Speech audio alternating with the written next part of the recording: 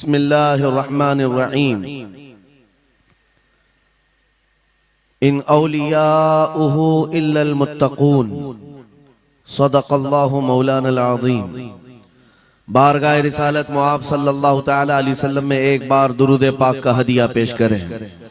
अल्लाहुम्मा सल्लि अला सय्यिदिना व मौलाना मुहम्मदिन मअदनिल जूदि वल करम व आलिहि व अस्हाबिहिल किराम व इब्निहिल करीम व बारिक व सल्लिम सलातन दाइमतन सरमदन अबदा। बरकत के लिए मैं अर्ज करता हूँ गौसे आजम बमने बेसरो सामा मददे क़िबले दी मददे काबे ईमा मददे। वाह क्या मर्तबा ए गौस है बाला तेरा, ऊंचे ऊंचों के सरों से है कदम आला तेरा। सर भला क्या कोई जाने के है कैसा तेरा, औलिया मलते हैं आंखें वो है तलवा तेरा। क्या दबे जिस पे हिमायत का हो पंजा तेरा, शेर को खतरे में लाता नहीं कुत्ता तेरा। अजीजा ने गिरामी वक़ार, आज की ये मजलिस पाक सुल्तानुल औलिया कंदीले समदानी महबूब रब्बानी सैयदना शेख अब्दुल कादिर जीलानी क़द्दसल्लाहु सिर्रहु शरीफ की बारगाह में खिराज अकीदत के लिए मुनाक़िद की गई है। और आज से ठीक एक साल पहले मुंब्रा की सरजमीन पर मैं आपके सामने हाजिर रहा और जलसा भी था गौसे पाक का ही। फिर साल भर के बाद बराबर यही अय्याम थे। जमीन थोड़ी बदली हुई लगती है, लेकिन मिंबर पर मौजूद उलमा भी वही तकरीबन मुझे नजर आते हैं और सामने के चेहरे भी पहचाने नजर आते हैं और जलसा भी वही है। ये बात मैं इसलिए जिक्र कर रहा हूं तवज्जो के साथ। साल भर गुजर गया मुंब्रा में, मैं खिताब करके आपके पास से रुखसत हुआ, उस बीच मेरा आना जाना हो न सका। लेकिन इस एक साल भर की मुद्दत में मुंब्रा वाले में से कोई एक बात भी बता दे, क्या कोई मेरे पिछले बयान से आज बयान करने के बीच का जो साल गुजरा है कोई फसाद हुआ है, या कोई कर्फ्यू लग गई है, या कोई फितना हो गया है, या लोगों में कोई भड़कने वाले मामलात हुए हैं, किसी के पास कोई रिपोर्ट आई है?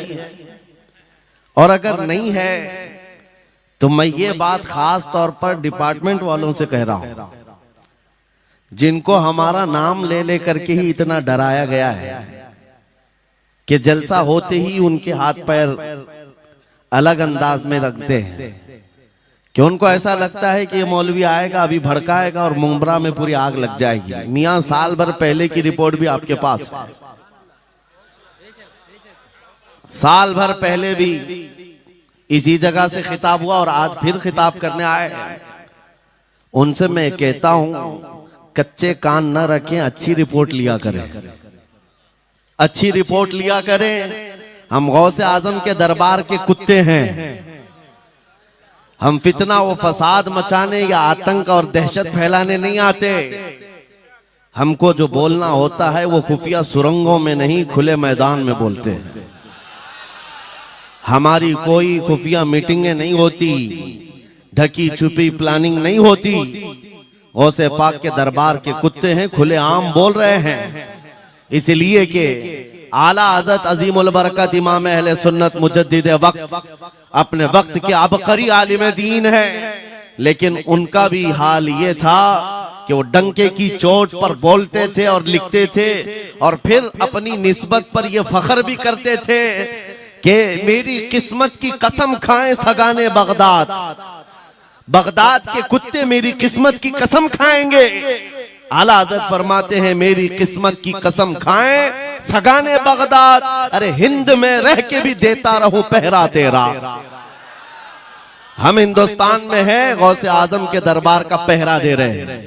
लेकिन साहब किसी को तकलीफ है तो मैं उनको एक बात बता दूं, थोड़ी बहुत आवाज हमारी ऊंची होती है इसलिए कि जिस दरबान के हम कुत्ते हैं उस तरफ अगर कोई उंगली उठाएगा भौंके के नहीं, फाड़ खाने की भी ताकत रखते हैं।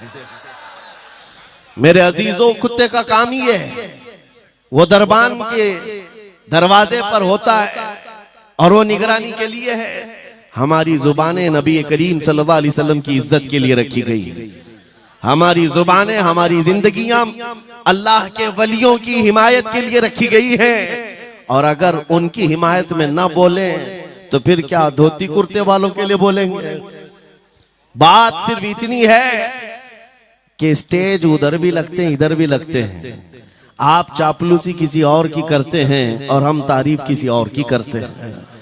आप माल के पीछे भागते हैं और फिर आप मौजूदा हुकूमत जो भी मौजूद है उसके सिक्कों पर और उनके ओहदे पर और उनके मनसब पर देख करके आप बात करते हैं। लेकिन अल्हम्दुलिल्लाह हम फकीरों की आदत ये है, हम बरसों पुराने आबा व अजदाद से गौसे आजम के ही दरबान, उनके ही गुलाम हैं। इसलिए कि हमने ये सुना भी है और पढ़ा भी है। हमारे यहाँ निस्बत पर फख्र किया जाता है। और कैसी निस्बत पर? अरे हमारे वक्त का मुजद्दिद जब इस बात पर फख्र करता है, या गौस तुझसे दर, दर से सग और सग से है मुझको निस्बत।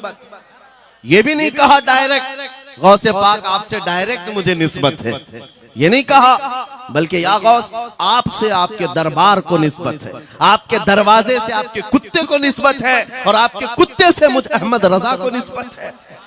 तुझसे दर, दर से सग और सग से है मुझको निस्बत। मेरी गर्दन में भी है दूर का डोरा तेरा, और इस निशानी के जो सग हैं नहीं मारे जाते।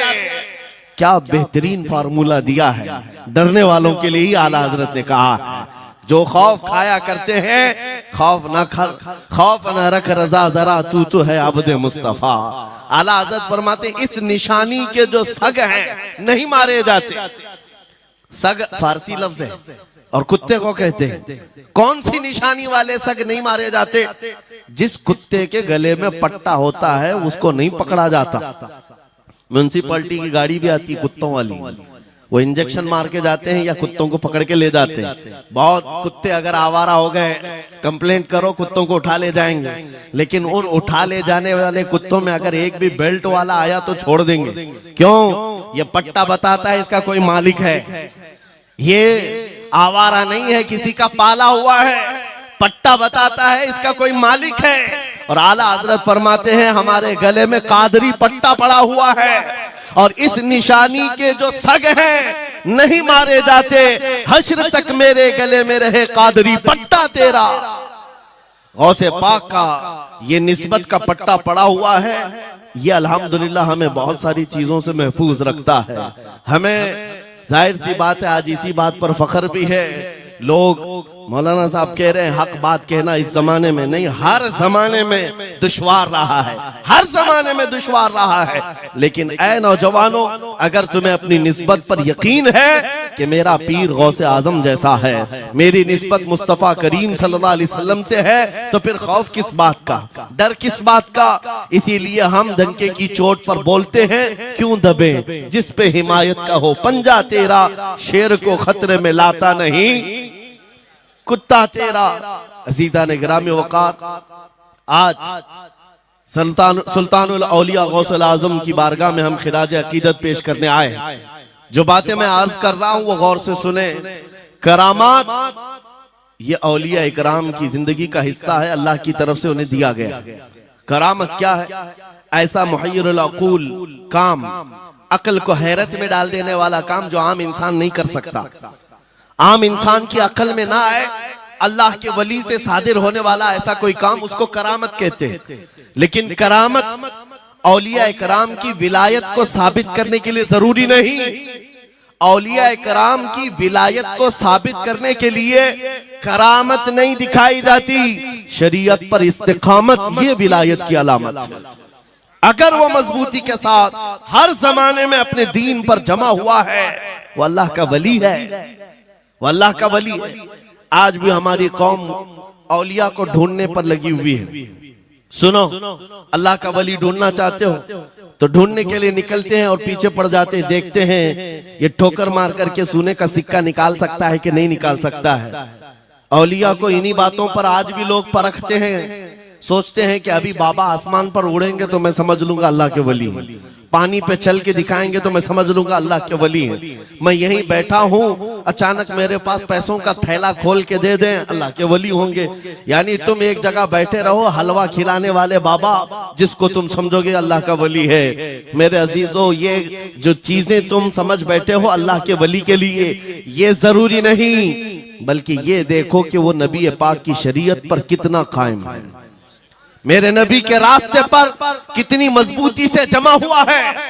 मैं आपको पूछता हूँ, सैयदुश शुहदा इमाम अली मकाम इमाम हुसैन आजम से बढ़कर अल्लाह का वली कौन? अल्लाह का वली कौन है? सारे औलिया कराम की निस्बत वहां जाकर खत्म होती है। उस हुसैन आजम को देखे करबला के मैदान में अपने बच्चों की कुर्बानी के सामने भी जमे रहे, डटे रहे, करामत का इजहार नहीं किया, शरीयत पर इस्तिकामत लोगों को दिखाया। दुनिया में जैसी भी आफतें आ जाएं, मुसीबतें आ जाएं, अगर दीन मुस्तफा पर जमा हुआ है, इस्तिकामत के साथ खड़ा हुआ है, वो उसकी सबसे बड़ी विलायत है, वो सबसे बड़ा वली है। अल्लाह का वली वो है जो शरीयत पर जमा हुआ है, डटा हुआ है, कायम है। और करामात औलिया इकराम की जिंदगी का एक छोटा हिस्सा है, छोटा हिस्सा है, और इस्तिकामत ये बहुत बड़ा हिस्सा है। जमे रह जाना किसी बात पर, खौफ ना खाना बातिल ताकतों से, न डरना इन जालिमों से, ये औलिया इकराम की जिंदगी का खास वतीरा है। आज हम सबको जिस चीज की जरूरत है वो करामत की नहीं, इस्तिकामत। करामतें सुनते भी आया, अब करामत से आप ये समझते हैं कि काया पलट जानी चाहिए। लोग आज मजाक भी करते हैं, कुछ वो मॉडर्न ख्याल के डॉक्टरों और प्रोफेसरों के लेक्चर सुन करके पागल जो हो चुके सोशल मीडिया पर, वो भौंकते हैं करामात औलिया पर। क्या अब करामात क्यों नहीं दिखाते अल्लाह के औलिया? ये जो हालात बदले हुए हैं, इन हालात में इनकी करामतों से जमीन क्यों नहीं पलट जाती, जालिमों के मुंह में कीड़े क्यों नहीं पड़ जाते? मेरे अजीजों, पूरी दुनिया करामात से नहीं चलाई जाती, वल्लाह मुसब्बिबुल अस्बाब, असबाब पर रखा है। एक मशहूर जमाना बुजुर्ग हजरत मोहम्मद जाम रहमतुल्लाह अलैह बगदाद के हलाकू के जमाने के थे। हलाकू बादशाह जिसने बस्तियों की बस्तियां वीरान कर डाली और इतने कत्ल कर दिया था, जहां से गुजरता था इंसानों की खोपड़ियां। उसका जब बगदाद पर हमला करने का इरादा हुआ तो बगदाद से कई मील दूर उसका लश्कर लेकर वो पड़ाव किया और अपने 2 सिपाहियों को बगदाद का मुआयना करने के लिए भेजा। और उसकी दहशत तारी थी सब शहरों में, हलाकू अगर आ गया तो हिलाक हो जाएंगे, इसके फौजी सबको बर्बाद कर डालेंगे। हलाकू का नाम सुनते ही लोगों में दहशत तारी होती थी। तो 2 सिपाही 2 फौजी हलाकू के बगदाद मुआयना करने के लिए आए तो लोगों में खलबली मच गई, अब जाएं तो कहां जाएं? तो हजरत मोहम्मद जाम रहमतुल्लाह अलैह एक बुजुर्ग थे, उनके पास लोग दौड़ते हुए आए और वो वजू फरमा रहे थे, उनके हाथ में पानी का कटोरा था और आकर के लोग रोने लगे, हुजूर हलाकू आ गया, बगदाद तबाह कर डालेगा, बगदाद को बर्बाद कर देगा, आप बचा ले, अल्लाह के वली हैं, आप दुआ करें। उन्होंने अपनी कटोरी पलट दी और कहा जाओ, अल्लाह हिफाजत करेगा। रिवायत में मिलता है कि वो 2 सिपाही ढूंढते ढूंढते रह गए, उनको बगदाद नजर ही नहीं आया। कोई बगदाद का न घर दिखा, न महल, न रास्ता, कुछ नहीं। वापस वो अपने बादशाह के पास जाकर कहते हैं, हम तो बहुत ढूंढ करके आए, बगदाद मिला ही नहीं। हलाकू ने उन दोनों सिपाहियों को कत्ल कर दिया। कहा कि तुम झूठ बोलते हो, मुझे बगदाद की रोशनी यहां से दिखती है और तुम्हें कैसे नजर नहीं आया? या तो तुम निकम्मे हो या तो फिर मेरे साथ धोखा कर रहे हो। कत्ल कर दिया। दूसरे दिन अपने खास 2 वजीरों को भेजा कि जाओ बगदाद का मुआयना करके आओ, गलियां, वहां की सड़कें और वहां के महल्लात, वहां की इमारतें देखाओ। ये 2 वजीर गए और ढूंढते रहे। जैसे ही वो बगदाद में इंटर हुए, आज फिर लोग हलाकू के इन वजीरों को देखकर दौड़े दौड़े भागते हुए इस अल्लाह के वली के पास आया, हज़रत मोहम्मद जाम। आज फिर रोने लगे, कहा हमारी बीवियां बेवा हो जाएंगी, हमारे बच्चे यतीम हो जाएंगे, सब मारे जाएंगे, आप बचा लें। आज फिर से उन्होंने खटोरी पलट दी, कहा जाओ अल्लाह हिफाजत फरमाएगा। अल्लाह वालों का ये तसर्रुफ है, ये करामात है। वो चाहे तो पूरे लोगों को पोशीदा कर दे जालिमों की नजर से। दूसरे दिन वो वजीर भी ढूंढते रह गए, उनको भी बगदाद नजर नहीं आया, वापस गए। बादशाह के वो बड़े मोतमद लोग थे, कहा कि हम भी गए लेकिन हमको बगदाद नजर नहीं आई।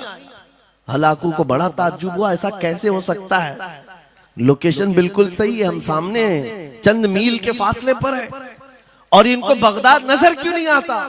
तीसरे दिन उसने कहा कि अब किसी मुआयने की जरूरत नहीं, कोई जायजा लेने की जरूरत नहीं, हम डायरेक्ट जाते, फौज को तैयार करो। पूरी फौज को लेकर के जब तैयार होकर वो बगदाद के सरहद पर आकर खड़ा हो गया, उसके जंग का बिगल बजा और तबाही के आवाजें आने लगी, तो आज लोग फिर दौड़ते हुए हजरत मोहम्मद जाम के पास आए और उनसे रो रो कर गिड़गिड़ाने लगे, कहा आज तो आफत आ गई, बड़ी बला आ गई, तवज्जो से सुनना मेरे अजीजों, आज आप अगर ना बचाएं तो सब तबाह हो जाएंगे, बर्बाद हो जाएंगे। आज आप अपनी कटोरी उठा रहे थे, उन्हें गैब से निदा आई, ए मेरे महबूब बंदे, कब तक तुम अपनी कटोरी उठाकर इनको बचाते रहोगे। इनको मोहलत दी गई थी अपने अमाल दुरुस्त करने की, ना इन्होंने तौबा किया ना अपने अमाल दुरुस्त किए, इनको इनके हाल पर छोड़ दो। अल्लाह के वलियों को हुक्म होता है अल्लाह का, अब इन्हें न बचाया जाए तो जाहिर सी बात है वो हुक्म इलाही के पाबंद है। उन्होंने वो कटोरी छोड़ दी। फिर हलाकू दाखिल हुआ बगदाद में और ऐसी तबाही मचाई थी कि पूरे बगदाद की सड़कों में सिर्फ खून ही खून था, तबाह बर्बाद कर दिया, ईंट से ईंट बजा डाली।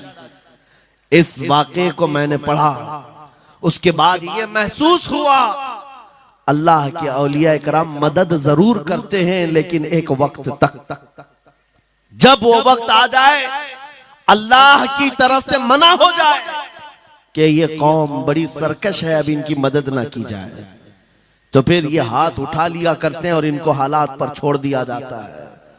अजीज़ान गिरामी वक़ार, औलिया कामिलीन की करामतों पर भौंकने वालों से भी मैं यही कहूंगा, वो चाहे तो पल भर में हालात हमारे बदल दें, चाहे तो जमीन को उलट पलट दें, लेकिन वो अल्लाह के हुक्म के पाबंद होते हैं।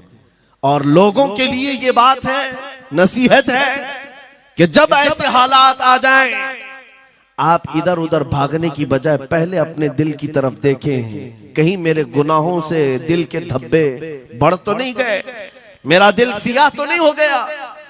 सच बताओ मेरे अजीजों, इतने सख्त हालात के बाद कितने लोगों को ऐसी तौफीक हुई कि रात का अंधेरा छा गया हो और तौबा करने का जज्बा बढ़ गया हो, रात के वक्त बैठ करके रोने लग गया हो।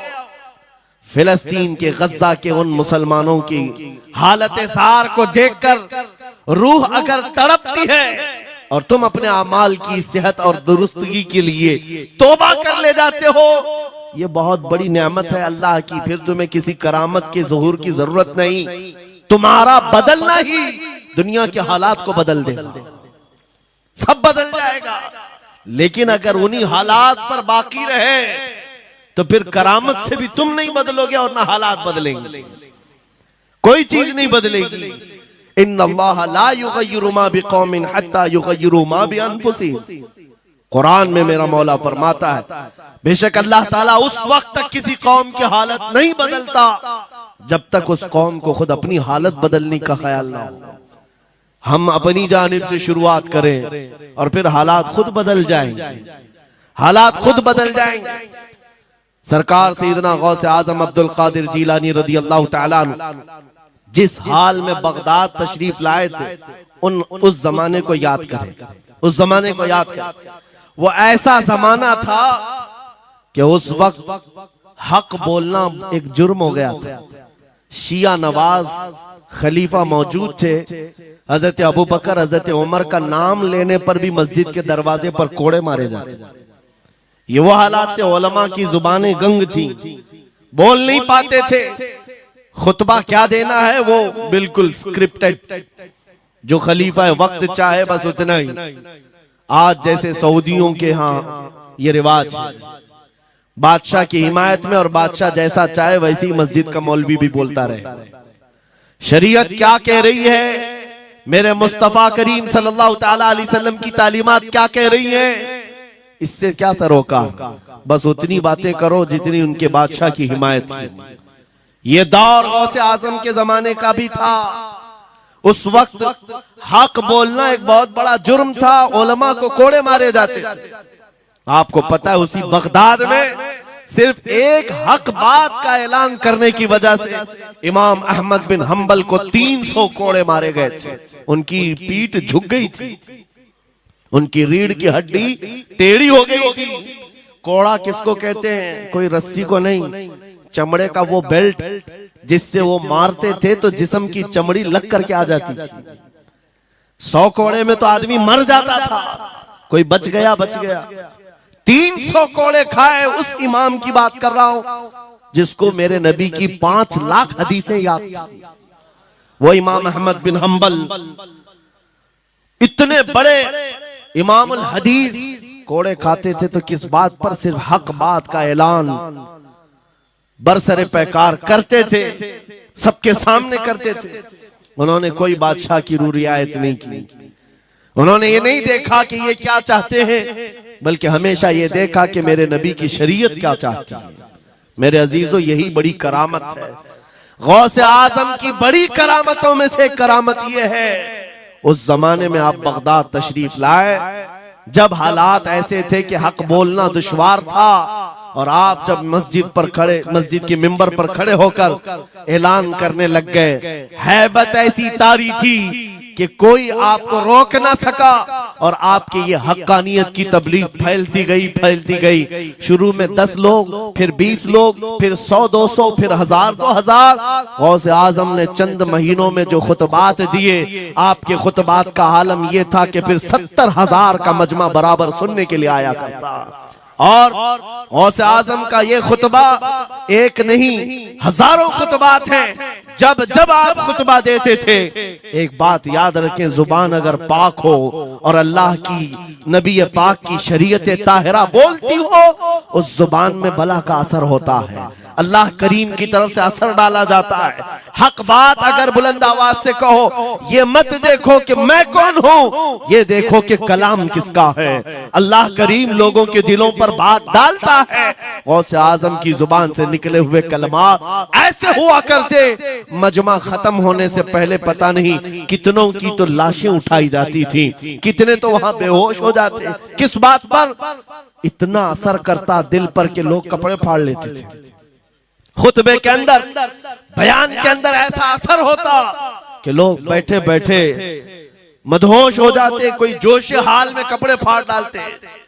रिवायात में बताया गया कोई एक मजमा भी ऐसा नहीं जिसमें हुजूर गौसे पाक की तकरीर के बाद जनाजा ना उठाया गया। हर खिताबत के बाद, और बोलते क्या थे, हैरत की बात है मेरे अजीजों। आज बाज लोग ये कहते हैं, हम भी बहुत सारी चीजें बयान कर रहे हैं, मैं अपने लिए भी नसीहत और सारे उलमा के लिए भी कहता हूं, लोगों के पल्ले नहीं पड़ती, लोगों के कानों में नहीं जाती। ये जुमा में आते हैं, सोते रहते हैं, जब इमाम खड़ा होता है नमाज के लिए तो ये झटका लेकर के खड़े होते हैं, बयान यूं ही चला जाता है। मेरे अजीजों, 2 चीजों की पाबंदी जरूरी है।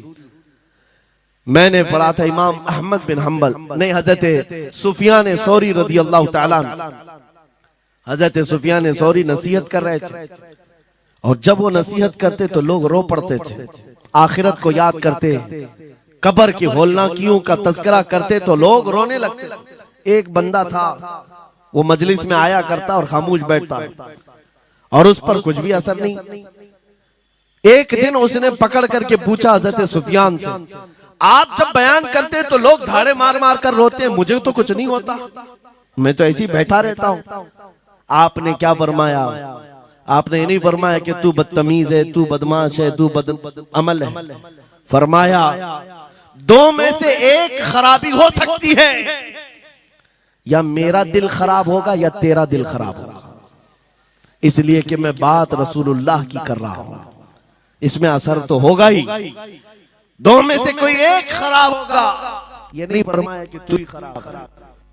यहां पर हमारे लिए नसीहत है, बोलने वाली जुबान पाक हो और लुकमा हलाल का जाता हो, अल्लाह असर जरूर पैदा फरमाता है। सरकार गौसे पाक रदी अल्लाह ताला अन्हु मिंबर पर खड़े होकर बयान कर रहे हैं। क्या बयान कर रहे हैं? सुने।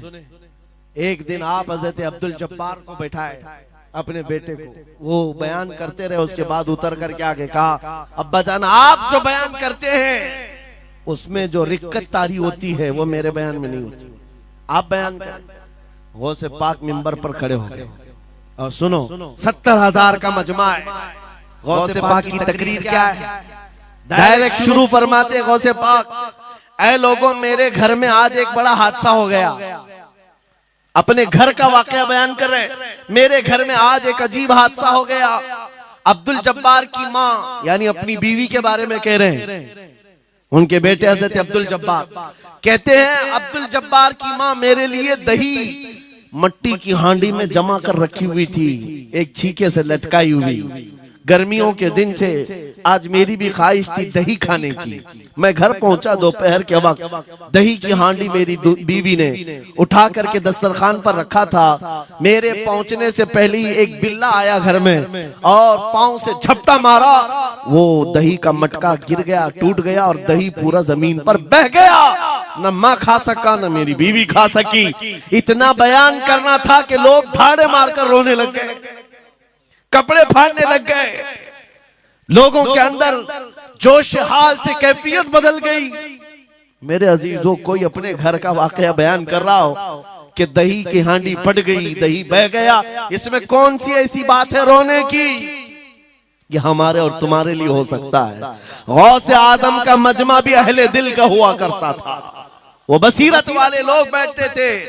गौसे पाक क्या बयान कर रहे थे? गौसे पाक के बयान का मतलब ये नहीं है कि अब्दुल उनकी बीवी दही की हांडी जमाई थी और उनके लिए खाने का इंतजार कर रही थी। गौसे आजम अपने वाकये से दुनिया की हालत बता रहे थे, ऐ लोगों, जिस तरह मेरे घर में आज मेरे खाने से पहले दही का मटका टूट गया और दही बह गया, सबकी हालतें तकरीबन ऐसी होती हैं। इंसान अपने लिए इतना कमाता है, माल जमा करता रहता है और जब उसके खाने का वक्त आता है, मलकुल मौत पंजा मारकर रूह निकाल लेता है और सारा माल उसका धरा का धरा रह जाता है, ना वो चख पाता है ना खा पाता है। गौसे पाक रज़ी अल्लाह ताला अन्हु ये दुनिया की हालात बता रहे थे। और मेरे अजीजों, आज भी वही हालात हैं हमारे, आज भी वही हालात हैं।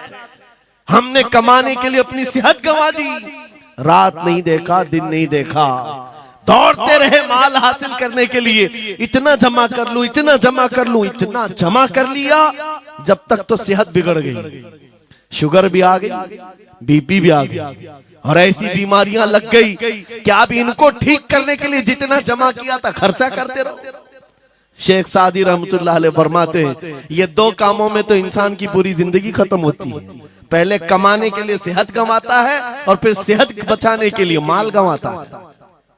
ये दो चीजों में गौसे पाक रज़ी अल्लाह ताला अन्हु की नसीहत यही थी कि इतना जमा कर ले जाते हो, इतना जमा करते हो कि फिर जब खाने का वक्त आता है तो मियाँ ऐसे हालात होते हैं कि नमक भी नहीं खा पाते, शक्कर भी नहीं खा पाते। दूसरी बातें तो छोड़ो, शुगर वाले शक्कर नहीं चख पाते, बीपी वाले नमक नहीं चख पाते। अरे ये बड़ी छोटी चीजें हैं और माल देखो तो करोड़ों का है, अरबों का है, अरबों का माल पड़ा हुआ है, नमक नहीं चख पाते, शक्कर नहीं खा पाते। किसके लिए जमा किया था? और थोड़ी और बड़ी बीमारी हो गई तो पानी भी नहीं पी पाते, डायलिसिस चल रहा है, किडनी खराब है। कितने ऐसे लोग मिलते हैं आज, कितने ऐसे हैं जिन्होंने साफ मुझसे कहा कि डॉक्टर ने पूरा गिन करके कहा है कि पूरे दिन भर में जो है एक ढक्कन से पानी पीना, बोतल का जो ढक्कन होता है उस ढक्कन से बस बूंद बूंद चखते रहना, पानी ही ना पियो, इसलिए कि किडनी काम नहीं करती। ये दुनिया है मेरे अजीजों। हमने अपनी सेहत गंवा दी, पूरी की पूरी सेहत गंवा दी इसको हासिल करने के लिए। इसी को मेरे इमाम अहले सुन्नत फाजिल बरेलवी ने कहा था, शहद दिखाए जहर पिलाए, कातिल डायन शोहर कुछ, इस मुर्दार पे क्या ललचाए, दुनिया देखी भाली। लेकिन समझ में किसी को नहीं आता, उस वक्त समझ में आने लगता है जब जाने का वक्त होता है। जाने के वक्त हालात ऐसे होते हैं, मैं अक्सर अपने टूर में देखता हूँ, उम्रा पे जाते हैं, बगदाद पे जाते हैं, खूब आयश से रहते हैं, सबको पता रहता है प्लेन में सिर्फ 30 किलो का अलाउड है, लेकिन मार्केट में जाते हैं तो उनको कुछ खबर नहीं होती, सब खरीद रहे होते हैं। हो जाए, खरीद करके लाकर रूम में भर दिए, और आज शाम में जाना है तो ठोस रहे हैं, इस बैग में उस बैग में नहीं घुसा। और उसके बाद फिर एयरपोर्ट पहुंचे तो कभी इसको रिक्वेस्ट, कभी उसको रिक्वेस्ट, थोड़ा हमारा भी ले लो, थोड़ा हमारा भी ले लो। अरे वहां सबका 30 है, कोई लेने को तैयार नहीं। फिर खरीदा हुआ वहीं छोड़ करके हसरत भरी निगाह से देखते जाते हैं, किसी की खजूर छूटी हुई है, किसी के मुसल्ले छूटे हुए हैं, किसी के कपड़े छूटे हुए हैं। हर बार हम एयरपोर्ट पे देखते हैं, छोड़ करके जा रहे होते हैं, बड़ी हसरत से देखते हैं। मेरे अजीजों, ये कोई लतीफा नहीं, सेम यही हालात जब दुनिया से जा रहा होता है एक इंसान, मरने से पहले उसकी आंखें फटी रह जाती हैं। क्यों कहा गया है मरने के वक्त सबसे पहले उसकी आंखें बंद कर दो? क्योंकि वो अपना माल देख रहा होता है, अपनी औलाद देख रहा होता है, अपना घर बार देख रहा होता है। मैंने इसको बनाया था, इस तरह से कमाया था, इस तरह से इसको पाला था, ये सब देखता रह जाता है। उनमें से किसी चीज को उठा भी नहीं पाता, ले नहीं जा सकता। यहाँ तक कि ऐसी हालत होती है खुद जा भी नहीं पाता, दूसरों के कंधों पर सवार होकर जाना पड़ता है। ये दुनिया की हकीकत। गौसे पाक की तालीमात अगर पढ़ते रह जाओ मेरे अजीजों, तसव्वुफ का एक ऐसा किला है। गौसे पाक की तालीमात काफी है तुम्हें तौबा करने के लिए, दुनिया में दिल लगाने के लिए और उससे दिल हटाने के लिए। गौसे पाक की तालीमात काफी है। आपने फरमाया था दुनिया में ऐसे रहो जैसे कश्ती समंदर में चलती। कश्ती समंदर में चलती है, यानी पूरे भरे हुए मौजों के पानी पर कश्ती चल रही है, लेकिन उसका कुछ बिगड़ता नहीं है।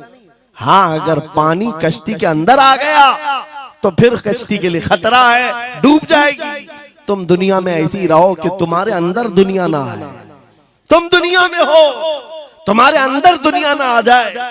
अगर तुम्हारे अंदर दुनिया घुस गई तो डूब जाओगे, फिर यहां से निकल नहीं पाते।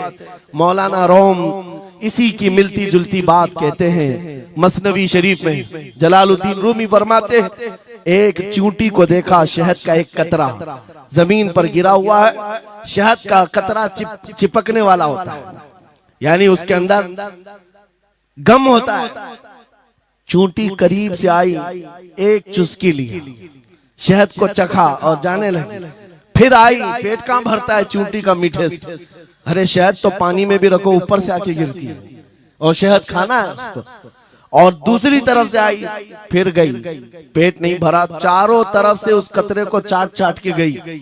मौलाना रोम फरमाते हैं, फिर चूंटी के दिल में ख्याल आया, मैंने हर तरफ से तो शहद को चक्कर देखा, टेस्ट एक ही है, बीच कतरे में कैसा टेस्ट होगा?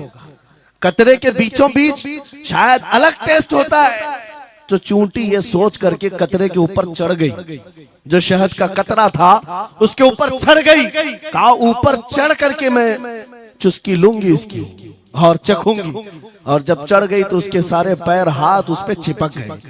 चूप तो लिया, शहद खा तो लिया, लेकिन वापस आने का कोई रास्ता ही नहीं था। सारे हाथ पैर उस शहद के गम में चिपक गए। चूंटी की उसी कतरे में मौत हो गई। मौलाना जलालुद्दीन रूमी फरमाते हैं, इंसान यही करता है, माल कभी इधर से कमाता है, कभी उधर से कमाता है, हर जगह से देखता है, सारे टेस्ट ले लेता है, बाद में बड़े बड़े लोगों को देखता है, अरे नेताजी तो बड़े बंगले में, वहां कैसा ऐश होता होगा, कोई उस रिजॉर्ट में है, वहां कैसी मस्तियां होती होंगी, वहां भी जाकर देख लूं। ये वहां भी यहाँ भी करते करते घुस जाता है और दुनिया में ऐसा मसरूफ होता है, उसकी मौत आ जाती है, तौबा की मोहलत नहीं मिल पाती, उसी दुनिया में फंस जाता है। मेरे अजीजों, गौसे आजम की तालीमात ये हैं, दुनिया में ऐसे रहो जैसे कश्ती समंदर में रहती है, तुम्हारे अंदर पानी ना आने पाए। अगर तुम्हारे अंदर आ गया तो डूब जाओगे। इन तालीमात पर अमल करते हुए आज हम हालात देख सकते हैं। जितनी चीजों ने हमें बिगाड़ा है आज, वो दुनिया की मोहब्बत है, वो दुनिया की मोहब्बत है। मेरे आका सल्लल्लाहु अलैहि वसल्लम का एक फरमान मैं सुनाता हूँ, अबू दाऊद शरीफ की हदीस है। वो आज के जमाने में अगर मैं आपके सामने बयान करूं तो ऐसा लगे हमारे लिए ही बयान हुआ है। रसूल करीम सल्लल्लाहु अलैहि वसल्लम फरमाते हैं, यूशकु अन तदाअ अलैकुमुल उमम कमा तदाअल अकिलतु इला कुसअतिहा। करीब एक जमाना तुम पर आएगा, तुम देखोगे कि सारी जमातें मेरी उम्मत पर टूट पड़ेंगी। ऐसे टूट पड़ेंगी जैसे भूखा बर्तन पे झपटता है। भूखा आदमी जैसे बर्तन पे झपटता है, ऐसे मेरी उम्मत पर सारी कौमें झपट पड़ेंगी। आज वही तो हालात है, आज वही हालात है।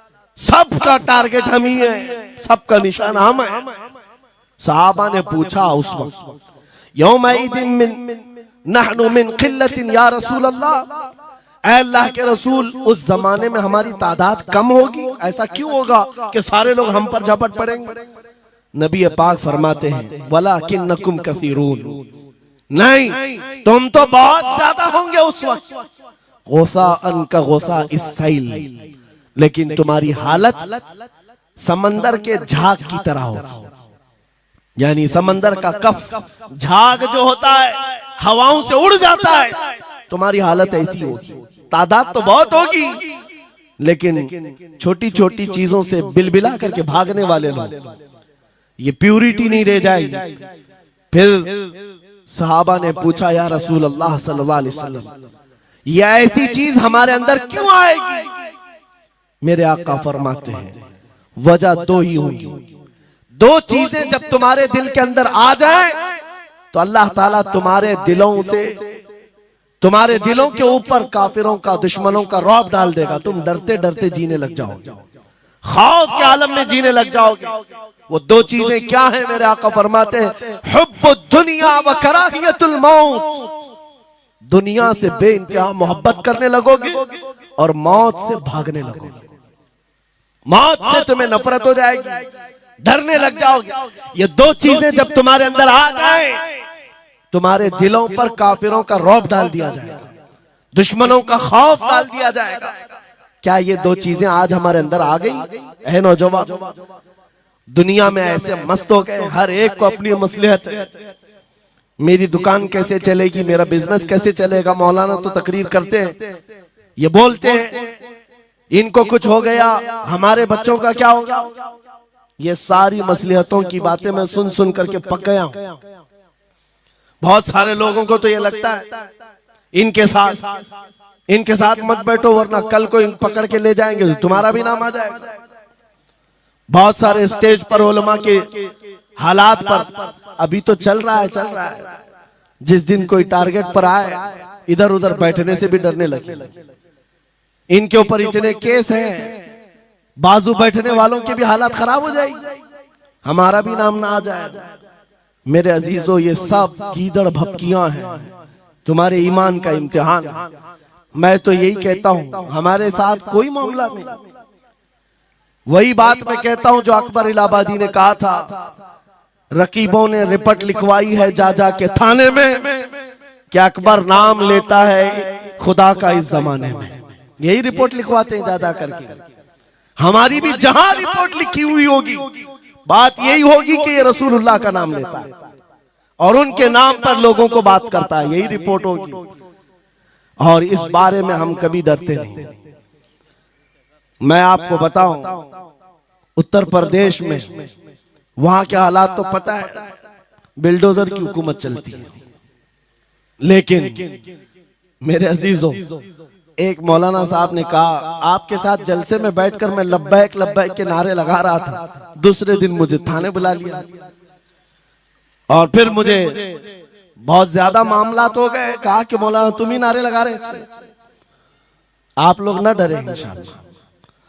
यहां पर तो उन्होंने मुझसे कहा, मैं कहा क्या हुआ, फिर कुछ हुआ?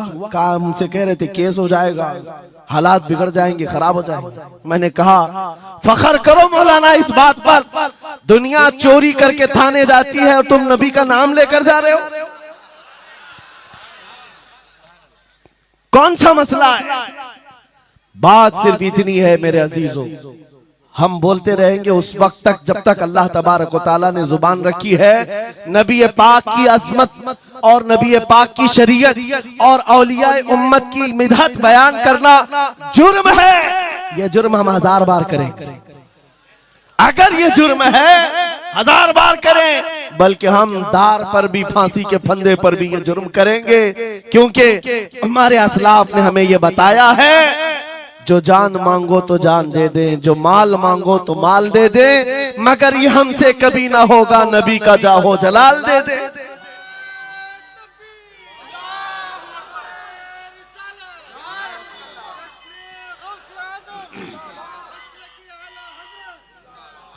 खामखा बेचारे हमारे रिश्तेदारों को डरा करके रखे लोग, पुलिस वाले हजरात को कुछ लोग रिपोर्ट लिखवा कर डरा करके रखे हुए। मैं आपको बता रहा हूं, एक साल में तकरीबन 170 के करीब जलसे करके आए। किसी एक जगह की भी रिपोर्ट निकाल करके बताओ कि हमने कहीं फसाद करवाया, हमने कहीं पर लोगों में माहौल बिगाड़ा हो, या पब्लिक भड़क करके एक दूसरे के जंग करने पर आई हो, कहीं नहीं।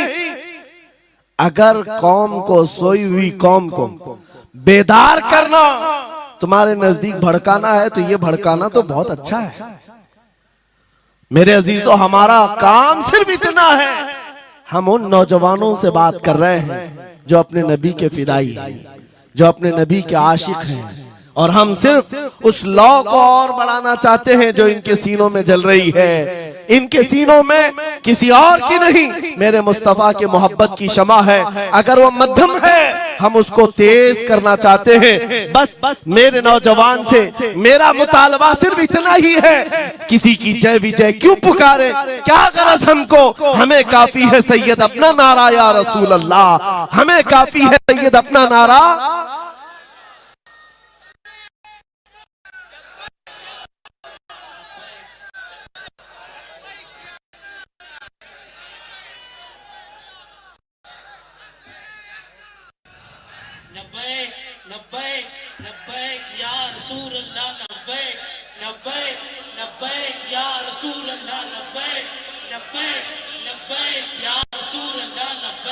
तवज्जो,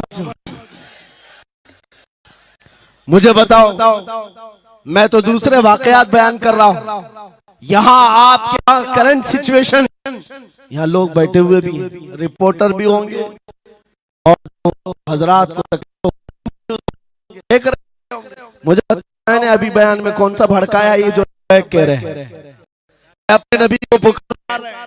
मेरे अजीजों, तुम्हारे इन नारों से असल बात ये है, दुनिया को ये लगने लगा है ये जिसके गुलाम है उसके पूरे होने लग गए, तो फिर अच्छे अच्छों की कुर्सियां हिलने लग सकती हैं। इसलिए कि इस कौम की तारीख सबको पता है, ये वो कौम है टल न सकते थे जंग में, अगर अड़ जाते थे पांव शेरों के भी मैदान से उखड़ जाते थे, हक से सरकश हुआ कोई तो बिगड़ जाते थे, अरे देख क्या चीज हम तोप से भी लड़ जाते थे। ये हमारी तारीख है, दुनिया को पता है, दश्त तो दश्त है, दरिया भी न छोड़े हमने, बहरे जुल्मात में दौड़ा दिए घोड़े हमने। इकबाल ने कहा है थमता न था किसी से सैले रवा हमारा, कुछ बात तो है कि मिटती नहीं हस्ती हमारी, सदियों रहा है दुश्मन दौरे ज़मा हमारा, बातिल से डरने वाले आसमां नहीं है हम, 100 बार कर चुका है तू इम्तिहान हमारा। इसी बात को लेकर के बोर्ड के बिगाड़ करके पैदा किया जाता है। हालात खराब हो जाएंगे आपके बयान का, हालात खराब नहीं होंगे। ईमान अगर मजबूत हो जाता है तो हालात खराब कभी नहीं होते, हालात खराब नहीं होते। आज ऐ सुन्नी मुसलमानों, गौसे पाक रज़ी अल्लाह ताला अन्हु की निस्बत अगर कामिल है, ये एक बात सुन लो, वक्त खत्म होने को आ गया, मैं अपने वक्त पर समेट लूंगा। आप मिंबर पर खुतबा दे रहे हैं, उलमा भी तवज्जो करेंगे क्योंकि ये भी मिंबर पर खुतबा देने के लिए खड़े होते हैं और जुमा में मस्जिद पर माइक लेकर के बयान करते हैं आधा घंटा पौना घंटा। अब तो हालात ऐसी आएंगे इनके साथ। अब तक तो ट्रस्टियों की चिट्ठियां आती थी, सदर सेक्रेटरी बोलता था मौलाना ये नहीं बोलना वो नहीं बोलना। अभी इसके बाद और आगे से भी आएंगी और चिट्ठियां आएंगी कि मौलाना अभी आपको क्या बोलना है इस जुम्मा में। ये डरे भटके हुए लोग जो उलमा की गर्दनों पर राज करते हैं, उनसे भी मैं कहता हूं खोल दो, आजाद कर दो उन जुबानों को जो मेरे मुस्तफा की हैं, जो नबी पाक सल्लल्लाहु अलैहि वसल्लम की हैं। इनकी जुबानों पर ताले ना लगाओ। या उलमा तुम्हारे दीन के मुहाफिज हैं, तुम्हारी नस्लों की शरीयत के मुहाफिज हैं। आज इनकी जुबानों को बंद करोगे, कल तुम्हारे बच्चे नबी का नाम लेने से घबराने लग जाएंगे, डरने लग जाएंगे। उलमा के गलों में और इनकी गर्दनों में रस्सियां न डालो। ये तो उन जालिम ट्रस्टियों से कहता हूं, बाकी उलमा से कहता हूं अगर हालात ऐसे आ गए ठोकर मार दो इनकी नौकरियों को। एक दरवाजा अगर ये बंद करते हैं, मेरा मौला 70 दरवाजे और खोलेगा।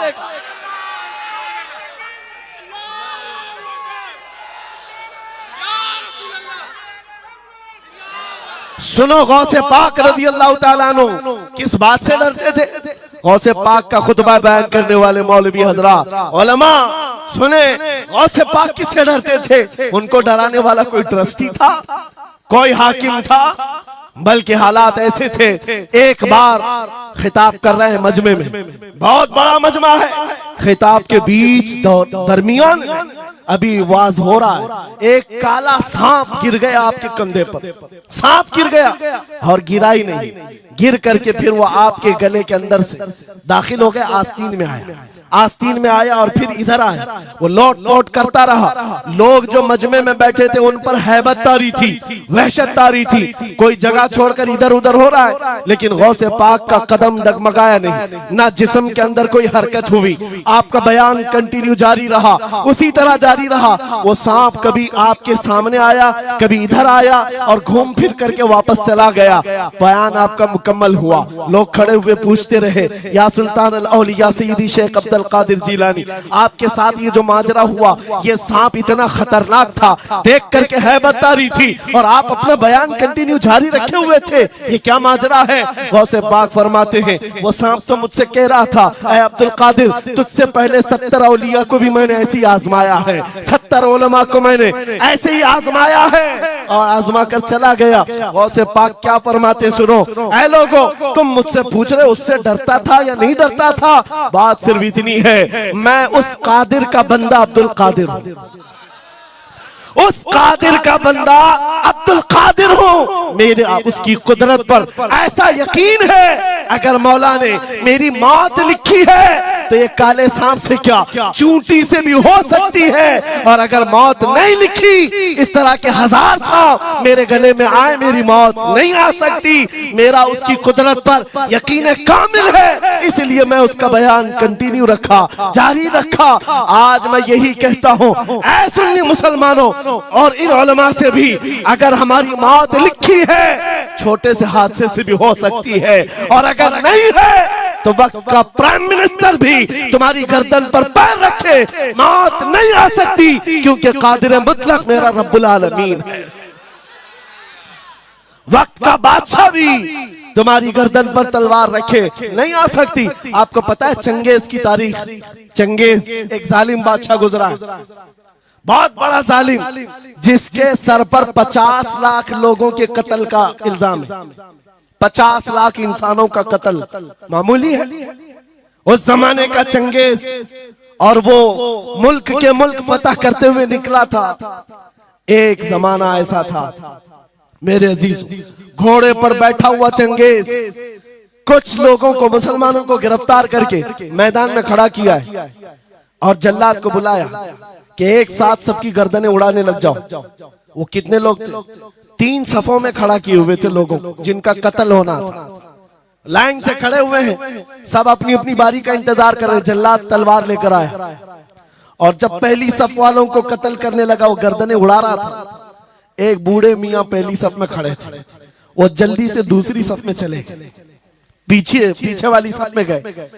बादशाह चंगेज घोड़े पर बैठा हुआ खिलौने से खेल रहा है और ये मंजर भी देख रहा है और हंस रहा है। बूढ़ा यहां से उधर चला गया, पहली सफ का काम तमाम, पूरे कत्ल हो गए। दूसरी सफ में जब कत्ल का ऑर्डर आया तो जल्लाद फिर गर्दनें उड़ाने लगा। दूसरी सफ, दूसरी लाइन को कत्ल करने लगा जल्लाद। ये बूढ़े बाबा जो है तीसरी सफ में चले गए, पीछे और एक सफ थी, यहां से बचकर तीसरे में चले गए, दूसरी सफ भी उड़ गई। उसके बाद बादशाह चंगेज कहा मार करके कहने लगा, बाबा जी अब तो इसके पीछे कोई सफ नहीं, ये तीसरी थी, अब कहां जाओगे? बूढ़े मियां ने सर झुकाकर कहा, अब भी मेरा अल्लाह है। ये यकीन होता है जहां तक बचना है बच लेंगे, और जब नहीं है, बाबा जी ने कहा अब भी अल्लाह है, हो सकता है। उस चंगेज ने कहा कि उड़ाओ अब इनकी गर्दनें। अभी जल्लाद तीसरी सफ को उड़ाने ही जा रहा था, अचानक चंगेज के हाथ से वो खिलौना नीचे गिरा जो खेल रहा था बैठ करके घोड़े पर। जैसे ही वो खिलौना उठाने के लिए नीचे की तरफ आया, उसका पैर जीन से निकल गया और घोड़ा अचानक बिदक गया, सरकश हो गया और घोड़ा सर पर दौड़ने लगा। और ये एक पैर इसका जीन में फंसा हुआ है और सर नीचे जमीन पर है।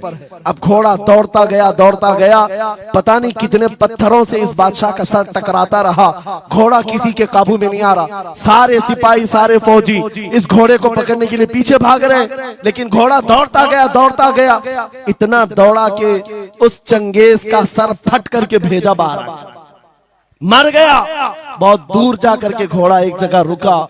बादशाह की मौत का ऐलान इतना बड़ा था, सारे सिपाही, सारे फौज बादशाह को लेने के लिए हाजिर आए। मियां पूरी सल्तनत तहबतह हो गई, हुकूमत बदल गई, सब खत्म हो गया। और जो कैदी थे वो आजाद होकर जाने लगे। वो बूढ़े मियां कहते हैं बाकी लोगों से, क्या मैं नहीं कहता था अल्लाह अब भी हमारे साथ है? मेरे अजीजों, एक बात याद रखो, हमारे लिए दुनिया द एंड नहीं कर सकती जब तक मेरा मौला ना चाहे, अल्लाह ना चाहे। आज लोगों को ये लगता है, मुझे वैसी भी बात बताया गया कि यहाँ पर मुंबरा की आपकी घनी आबादी है, फिलिस्तीन के मामला पर कुछ बोलेंगे यहाँ पर भड़क जाएंगे लोग। मेरे अजीजों, इतने भड़कने की जरूरत नहीं, तुम यहाँ भड़कोगे तो फिलिस्तीन पहुंच भी नहीं पाओगे।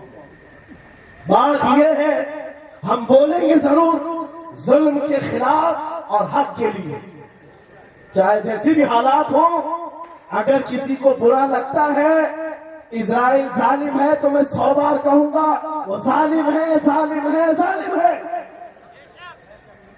उनकी कोई हिमायत करने के लिए हम नहीं है, लेकिन एक बात आपको मैं जरूर बताना चाहता हूं, गौसे पाक का मसला कि ये है, सुल्तानुल औलिया गौसुल आजम की निस्बत के साथ आप अपनी शरीयत पर कायम रहें और अपने ईमान पर डटे रहें और तौबा व इस्तिग़फ़ार के बाद अपने हालात बदल लें।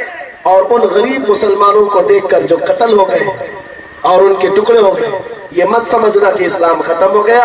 हर जमाने में ये चीजें आती रहेंगी, लेकिन आज मैं ये ऐलान करके गुफ्तगू खत्म करता हूँ। इन हालात को देखकर इस बात का फिर से हम नारा तजदीद करके जाते हैं, कत्ले हुसैन असल में मर्गे यजीद है, इस्लाम जिंदा होता है हर करबला के बाद। लब्बैक या रसूल अल्लाह, लब्बैक या रसूल अल्लाह, लब्बैक या रसूल अल्लाह।